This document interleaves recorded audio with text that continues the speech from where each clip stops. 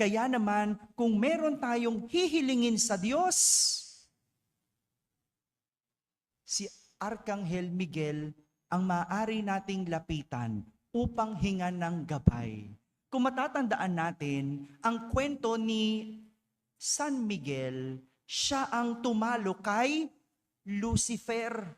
Sino si Lucifer? Dating anghel na nagnanais maging kapantay ang Diyos. Pwede ba yun? Gusto maging kapantay ang Diyos.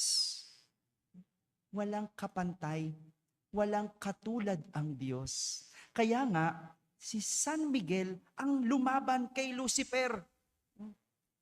Ika nga, sa mga manginginom, yung bote ng gin, ano nakikita niyong imahe? Si San Miguel. Sino yung nasa baba? Si Lucifer. Kaya sa tuwing tinataob mo yang bote ng gin, macho, tinatalo ka ni Lucifer. Tandaan mo yan. Kaya paano mo iinumin niya ng hindi tinataob, ay problema mo na yon, no? Para hindi ka butasan mo. Kasi pag tinaob mo yan, sigurado, talo ka ng demonyo. Ayan na. No? 'Di ba? Lahat ng nagtaob yan, sigurado, talo. Kaya pag iniinom yan, bahala ka paano. Butasan mo sa ilalim, di ko alam.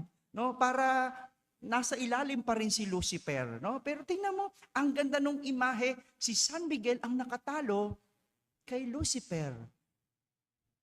Isang nagnanais maging kapantay ang Diyos.